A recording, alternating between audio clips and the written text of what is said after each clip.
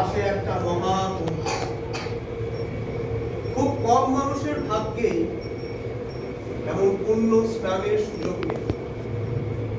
নিজেকে শুদ্ধ করতে, নিজের মনকে শুদ্ধ করতে, পাপ ধুয়ে ফেলতে এবং চেতনার উন্মেষ ঘটাতে আমরা বারবার যাই, তাই না?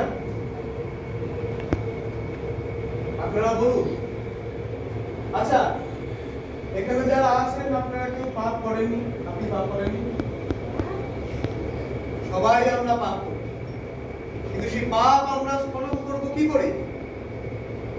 যেখানে আমাদের কাছে এমন সুন্দর একটি পুণ্য স্নানের জায়গা রয়েছে, সেখানে তারাই কুৎসা রটাচ্ছে, তারা বলছে নাকি কুম্ভের জল, কুম্ভের মাটি অশুদ্ধ, তাতে জীবাণু